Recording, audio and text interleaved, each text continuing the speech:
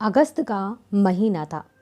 सतना मध्य प्रदेश के छोटे से गांव अमदरा में एक वकील शिक्षिका दंपत्ति के यहाँ एक बेटी पैदा हुई। गांव के रूढ़िवादी परिवारों में बेटियों के हिस्से जश्न कम, पाबंदियां, हिदायतें और नसीहतें ज्यादा आती हैं। जाहिर है इस बेटी की पैदाइश पर भी ढोल नगाड़े नहीं बजने थे, लेकिन दो लोग ऐसे थे जो काफी आनंदित थे।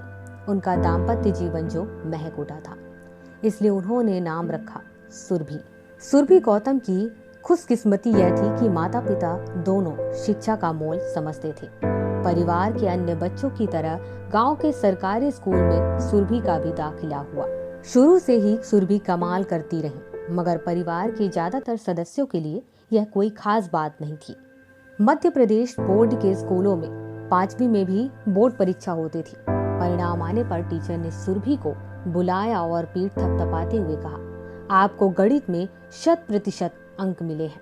मैंने बोर्ड परीक्षा में आज तक किसी को 100 में से 100 पाते नहीं देखा। शाबाश, आप आगे और भी अच्छा करोगी। ये जादुई शब्द थे जो सुरभि के दिमाग में बैठ गए थे।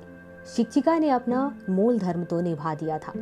इसके बाद सुरभि पढ़ाई के प्रति और गंभीर हो गई। इसी बीच उनके जोड़ों में रह रहकर दर्द उठने लगा था, पर वह उसे नजरअंदाज करती रही।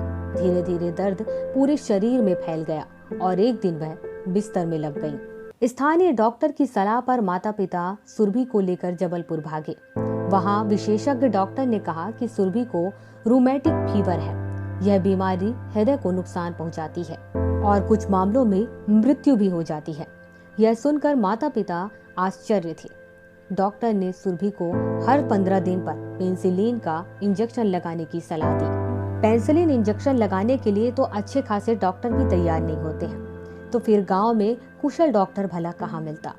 हर 15वें दिन सुरभि को जबलपुर जाना पड़ता, पर कमजोर सेहत और अभाव के बीच भी उन्होंने पढ़ाई को नहीं छोड़ा।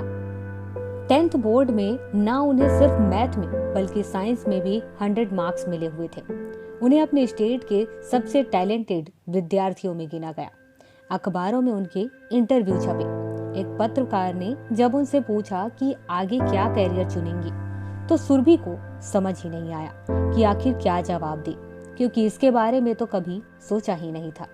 जब पत्रकार ने दोबारा पूछा, तब उनके मुंह से बेसख्त बस यही चीज निकली कि बड़ी होकर मैं जिला कलेक्टर बनना चाहती हूँ। नेक्स्ट डे जब न्यूज़पेपर में ये हेडलाइन रहता है कि कलेक्टर बनना चाहती है सुरभि, इस हेडलाइन ने सुरभि के दिल को छू लिया, जबकि उस टाइम तो वो कलेक्टर क्या होता है इसके बारे में जानती ही नहीं थी। 12th में वो अपने साइंस में सबसे ज्यादा मार्क्स लेकर के आती है। इसी वजह से उन्हें स्कॉलरशिप मिलती है। इंजीनियरिंग की एंट्रेंस एग्जाम पास करने के बाद वह भोपाल के एक इंजीनियरिंग कॉलेज पहुंचती है, जहां उन्हें इलेक्ट्रॉनिक एंड कम्युनिकेशंस विभाग में एडमिशन मिलता है। वह अपने गांव की वह पहली लड़की थी जो हाई स्कूल में पढ़ने के बाद गांव से बाहर निकली हुई थी। एक इंटरव्यू में सुरभि बताती हैं कि जब वो कॉलेज लाइफ में एंटर ही की थी, अपने कॉलेज के पहले दिन में जब वो फिजिक्स की क्लास में एंटर करती हैं, तो वहां पर देखती हैं कि एक से एक स्टूडेंट ऐसे हैं जो अंग्रेजी में बात कर रहे हैं। अपना इंट्रो भी वो अंग्रेजी में दे रहे हैं। जब प्रोफेसर क्लास में एंटर करते हैं और वहां पर सभी स्टूडेंट से उनका इंट्रो लेते हैं, तो सभी लोग अपना इंट्रो अंग्रेजी में देते हैं। यह सब देख करके तो सुरभि बिल्कुल सुन्न पड़ गई थी, क्योंकि वह जानती थी कि उनको बिल्कुल भी अंग्रेजी नहीं आता है, वो कैसे बोलेंगी। लेकिन जैसे तैसे उन्होंने बाकी सबको देखते हुए धीरे धीरे टूटी फूटी इंग्लिश में अपना इंट्रो दे दी। लेकिन उसी दौरान प्रोफेसर ने सुरभि से एक सवाल किया जो कि फिजिक्स से रिलेटेड था। उन्होंने क्वेश्चन किया कि tell me the definition of potential. Surabhi खामोश खड़ी रही। प्रोफेसर ने हैरानी से कहा, आप वाकई 12th पास करके आई हैं? आपको एक बेसिक सवाल का उत्तर नहीं पता। यह समस्या फिजिक्स की नहीं थी बल्कि अंग्रेजी की थी। हॉस्टल के अपने कमरे में वो जाकर फूट फूट करके रोने लगी। सुरभि ने अपने माँ पापा को फोन कर घर लौटने की इच्छा जताई। तब पापा ने कहा कि आ सकती हो, लेकिन याद रखना ऐसा करके आप गांव की अन्य लड़कियों के लिए भी दरवाजा बंद कर रही हो। सुरभि को बात लग गई।